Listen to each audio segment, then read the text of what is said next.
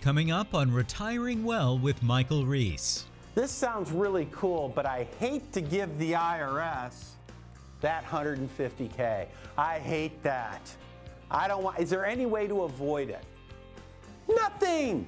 Okay, tax-free. By the way, those are my two favorite words in the tax code. How about you? Tax-free, those are the best, right? Some expenses and debts and stuff like that. So fortunately, because of that life insurance, we were able to plan it out so it didn't beat her up too bad. Retiring Well with Michael Reese, helping you make smart decisions with your money so you can live a better life. Today is the day you can take back control of your money. Retiring Well with Michael Reese, where we believe your best is yet to come.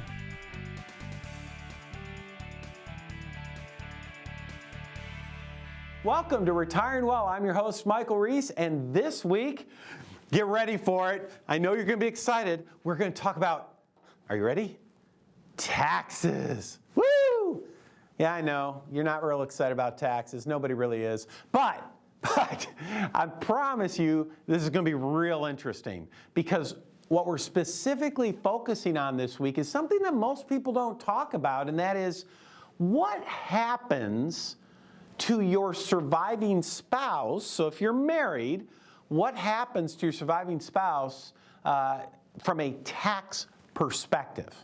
Because I'm telling you what, this is how the IRS treats a surviving spouse is just plain ugly. It is not pretty. And you need to understand how this works, right? Because nobody wants to die and leave their surviving spouse in a bad spot with the IRS. So you need to understand what's going on so you can make smart choices. I mean, you got to know what the problem is before you make a good choice, and you need to know what your options are. So we're going to talk about that today, and I think you're really going to enjoy this. Now, by the way, what if you're single? What if you're single and you're not married? You're still probably going to want to pay attention because, as you know, if you're single, taxes, they're a pain in the, well, we'll just call it backside. How about that? You know they're not a good number for you. So we're going to have hopefully some good suggestions for you as well. All right. I think that this topic is best illustrated by using an example. So let's imagine we have a couple and their names are, I don't know, let's use Bob and Mary, right? So we have Bob and Mary and they're married, they're retired, and just to paint the picture, let's imagine that Bob and Mary, they have no debt. They paid off all their debt, and they're retired, and they're perfectly happy living on $5,000 of income a month, or $60,000 a year. Now, by the way, as you're sitting there at home watching this, you might be thinking, well, wow, $60,000, I would need more than that to live on if I were retired. You might be thinking that.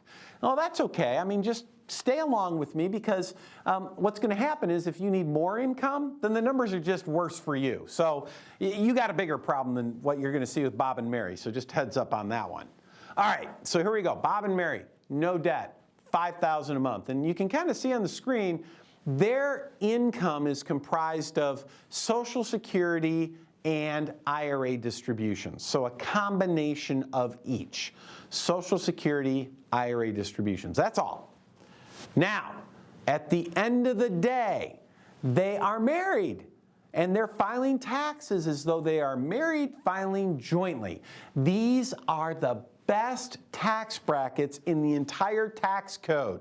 So when they do their tax return, at least using current numbers, and you never know, the tax return, the tax code always gets changed, but using the codes that are current as of our recording today, you can see that they're owing, about $1,300, give or take, on their $60,000 of income. So if I do the math, I mean, $60,000 of income, effectively they're paying about $1,300, give or take. What is that, 2-3%? That is a fantastic tax bracket. I mean, how many of you sitting at home would love to pay 2-3% tax on your income for the rest of your life? Raise your hands. I can see you. I mean, yeah, that's terrific, isn't it? Oh my gosh, I wish I could pay those numbers. All right, so life is good. Everybody's happy. Clearly, as far as this couple is concerned, they have no tax problems. And guess what? Right now, they don't. But something happens. One of them dies. Now, might be Bob, might be Mary. right? Who knows? But one of them die. And when one of them die, what happens? Well, number one of those Social Security checks goes away, doesn't it? But maybe the surviving spouse still wants their $60,000 of income. They still need that income. So what do they have to do? They have to pull out a little bit more money out of that IRA. And now it's time to file their tax return. Well, now they're not married filing jointly anymore, are they? They're a single taxpayer. So filing as a single taxpayer, same $60,000 of income, let's take a look and see how much tax they owe now. Holy cow! When they were married, they were paying the IRS like $1,300 a year. Look what they're paying them now. It's over $7,000. Whew! That's a little bit of a kick in the pants, isn't it? Guys, wow. $7,000. That's a huge, huge increase in taxes. Why? Single taxpayer versus married. So how do you fix it? How do you fix it? Well, look, I don't want you going anywhere. Don't go anywhere, because in a little bit, we're going to tell you what you can do to not just fix it, but maybe even make it a little bit better than when they were married. Don't go away. We will be right back.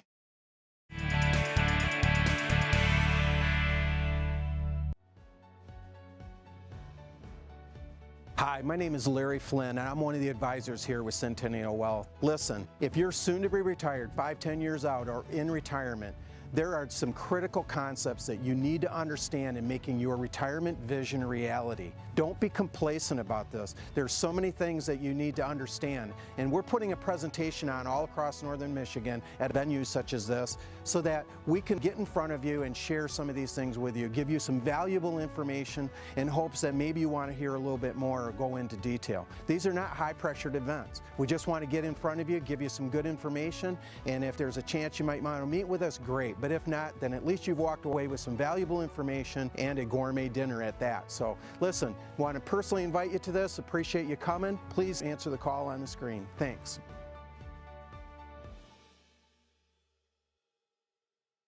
Hi, I'm sitting here with Larry Flynn. Thanks for being here, Larry. Thank you, Mike. He's one of the advisors at Centennial Wealth Advisory. And folks, as you may know by now, we certainly invite you to come visit with us. It's absolutely free to get a second opinion on your retirement planning. And I think it's important to get a second opinion from someone who's a specialist when it comes to retirement planning. And Larry, I'm sure they're wondering, if they pick up the phone and they call and come visit with you, what can they expect? What's that experience like? Well, Mike, they can expect not to get hard sold, okay? We're going to greet them warmly. We're going to sit down and talk to them a little bit about maybe their story, where they're from, where they grew up, how they met their spouse, what they're dreaming of doing once they get soon to be retired or retired. Kind of what are their goals, right? Yeah, what are your goals? We're going to talk to them a little bit about who we are, what we do, show them how we do things, especially dealing in the market realities we find ourselves in today.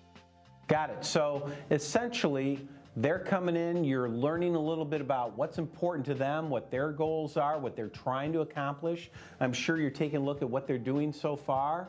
You maybe share a little bit about you, and it's just in a very relaxed atmosphere. That's right. And there's no cost to do this, is that correct? No cost, no cost. All right. So, folks, there you go. I mean, it sounds very simple, very easy, very laid back. There's no reason for you not to just pick up the phone, call the number on the screen, come visit us, get that second opinion. You'd be glad that you did.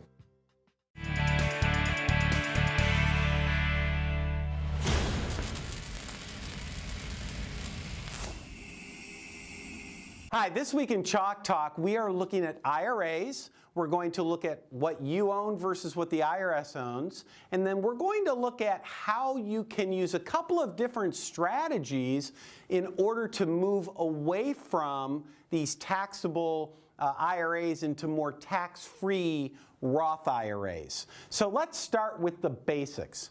We're going to look right here with this IRA. Imagine for the moment that you have an IRA that has about $500,000 in it.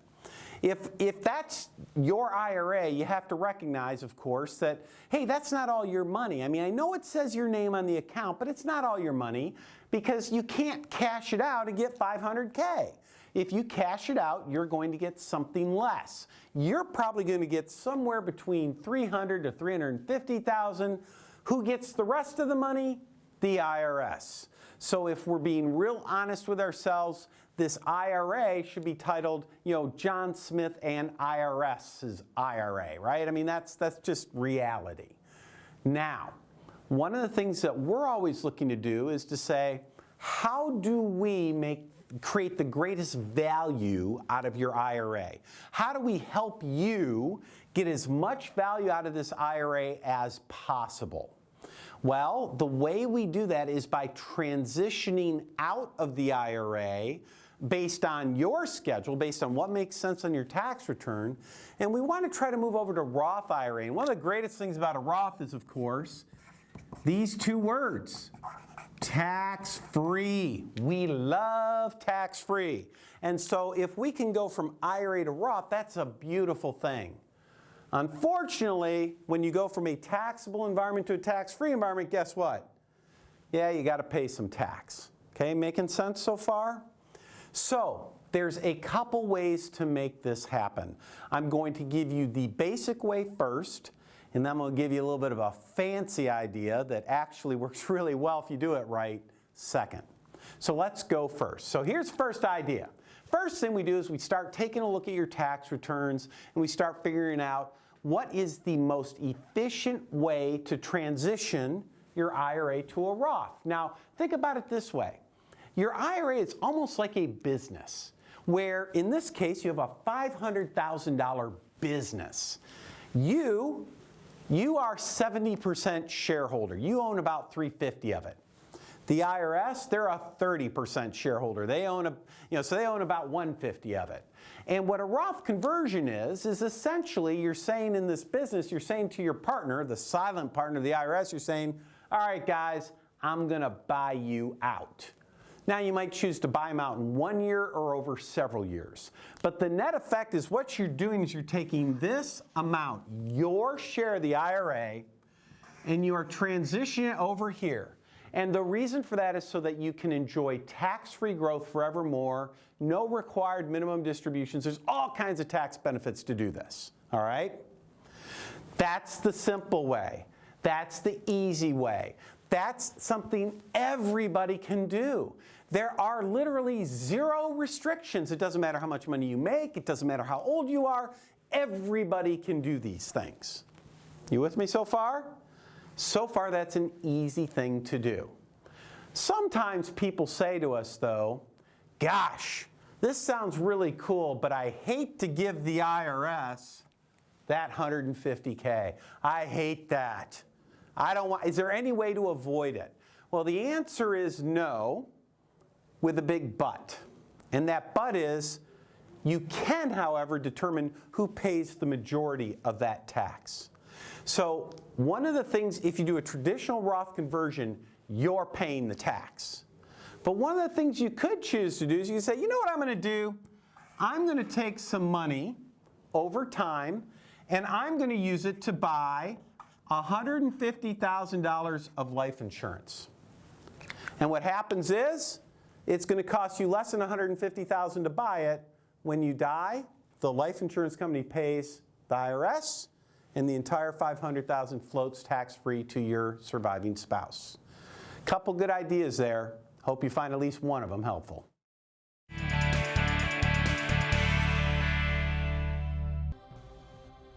NMC Extended Education is introducing an educational class titled Retirement Secrets, Your Best Is Yet to Come. Our very own Larry Flynn will be the presenter. If you are nearing retirement or already retired, then this class is for you. Many things can threaten your ability to outlive your assets and retire well. The three big things being healthcare, inflation, and taxes. Learn to navigate the critical issues that a retiree must deal with. You'll learn how to plan for a predictable and sustainable income, minimize taxes on your IRAs, maximize your Social Security benefits, and avoid estate planning mistakes. We'll also discuss long-term care concerns and what investments are appropriate in different situations. The cost is only $69. Materials will be provided, and a spouse or guest may attend for free.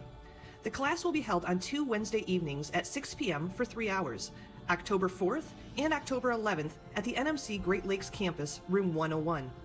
Reserve your seats today by calling NMC at 231-995-1700.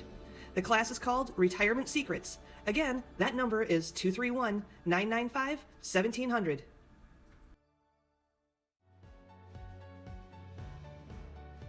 Hi, my name is Larry Flynn, and I'm one of the advisors here with Centennial Wealth. Listen, if you're soon to be retired, 5-10 years out, or in retirement, there are some critical concepts that you need to understand in making your retirement vision a reality. Don't be complacent about this. There's so many things that you need to understand, and we're putting a presentation on all across northern Michigan at venues such as this so that we can get in front of you and share some of these things with you, give you some valuable information in hopes that maybe you want to hear a little bit more or go into detail. These are not high-pressured events. We just want to get in front of you, give you some good information, and if there's a chance you might want to meet with us, great. But if not, then at least you've walked away with some valuable information and a gourmet dinner at that. So listen, want to personally invite you to this. Appreciate you coming. Please answer the call on the screen. Thanks.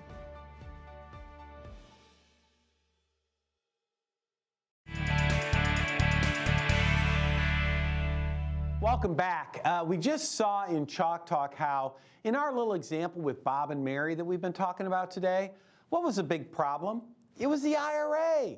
You know, the IRA, big taxable account going to a single taxpayer. It creates all kinds of challenges.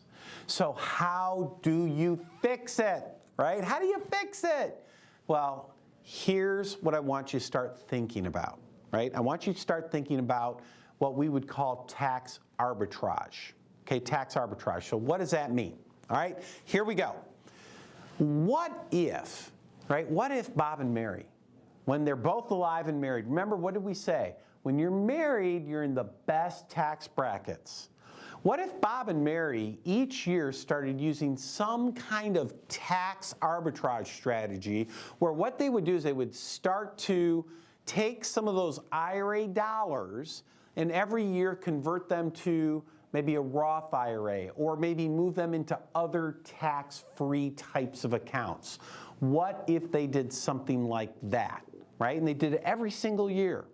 And what if, over the years, that they were able to move essentially most, if not all of the IRA into some of these tax-favored accounts?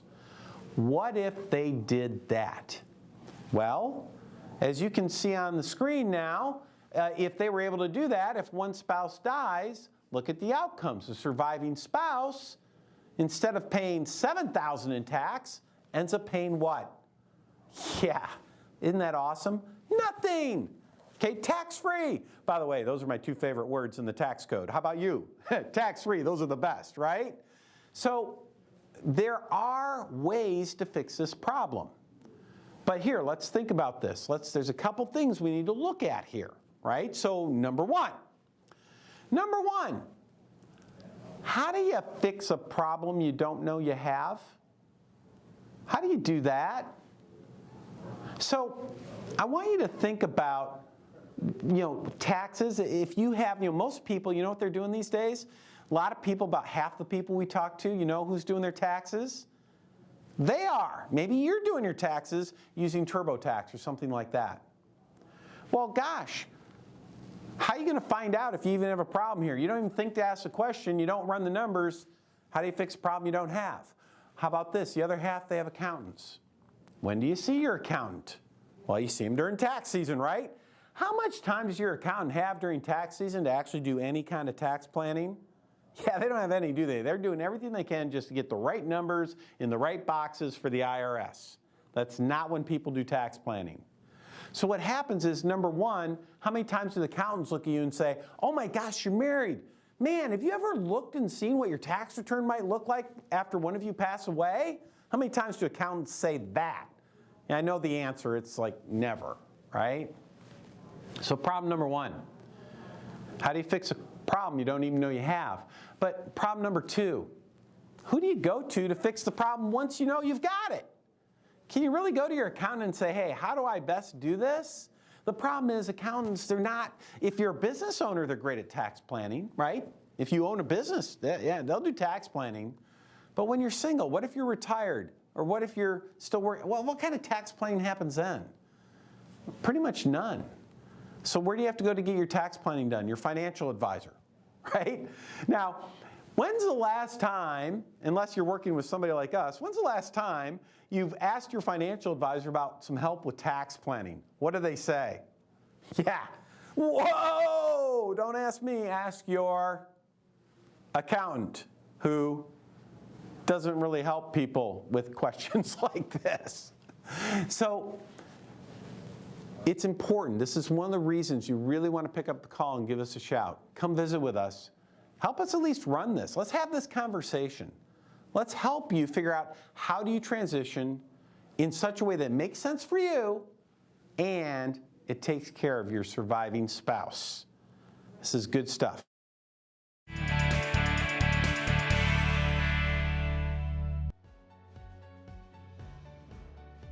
Hi, my name is Larry Flynn, and I'm one of the advisors here with Centennial Wealth. Listen, if you're soon to be retired, 5-10 years out, or in retirement, there are some critical concepts that you need to understand in making your retirement vision a reality. Don't be complacent about this. There's so many things that you need to understand, and we're putting a presentation on all across northern Michigan at venues such as this so that we can get in front of you and share some of these things with you, give you some valuable information in hopes that maybe you want to hear a little bit more or go into detail. These are not high-pressured events. We just want to get in front of you, give you some good information, and if there's a chance you might want to meet with us, great. But if not, then at least you've walked away with some valuable information and a gourmet dinner at that. So listen, want to personally invite you to this. Appreciate you coming. Please answer the call on the screen. Thanks.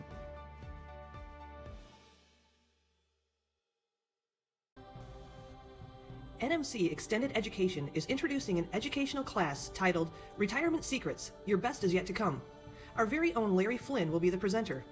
If you are nearing retirement or already retired, then this class is for you. Many things can threaten your ability to outlive your assets and retire well. The three big things being healthcare, inflation, and taxes. Learn to navigate the critical issues that a retiree must deal with. You'll learn how to plan for a predictable and sustainable income, minimize taxes on your IRAs, maximize your Social Security benefits, and avoid estate planning mistakes. We'll also discuss long-term care concerns and what investments are appropriate in different situations. The cost is only $69. Materials will be provided, and a spouse or guest may attend for free. The class will be held on 2 Wednesday evenings at 6 p.m. for 3 hours, October 4th and October 11th at the NMC Great Lakes Campus, room 101. Reserve your seats today by calling NMC at 231-995-1700. The class is called Retirement Secrets. Again, that number is 231-995-1700. Welcome back, folks. This week we've been talking about taxes and surviving spouses. And I have sitting with me today Art Canfield, one of the financial advisors at Centennial Wealth Advisory. Art, thanks for being here today. Yeah, thanks, Mike. Always enjoy it. Yeah, well, I'm glad you're here because I know you're on the front lines. You're the ones that you're visiting with people all the time. And you are sitting, I'm sure you have come across situations where people have passed away, leaving a surviving spouse. And that has a lot of impact in a lot of areas, right? Yeah. Especially taxes. Right. And I'm just wondering if anything comes to mind, a story that maybe you could share with our viewers that might apply with some of the topics we discussed today. Sure. And these are never easy to talk about because, and unfortunately a loved one's passing away, right? Yeah. And unfortunately it happens fairly often. We specialize in folks in retirement or retirement ages, so the odds probably are that it's gonna happen occasionally. And one situation stands out in my mind a lot because I think it's a little bit more unique than others, but this situation, they live downstate. And the plan was to retire in northern Michigan, like so many people want to do. And just before they retired, the husband was actually a financial advisor downstate. So you would think that they were well planned for, correct? You would hope so. Hope so. Just like kind of the saying is, the auto mechanic's car is always the one that needs the most attention. The builder's house is falling apart. I thought it was the cobbler's children have no shoes, but I guess you've updated it for a younger generation. Sure. Yeah. In the same thing, though, in this situation, unfortunately, I think that financial advisor overlooked him and his wife's own personal plan. The interesting thing was she come to us after his passing and said, guys, I need help. My goal is I still want to retire. In fact, I already have, and I need to pick the pieces up and ultimately live. You know, how can I enjoy a successful retirement here in Northern Michigan and do the things, meet the goals I still want to do?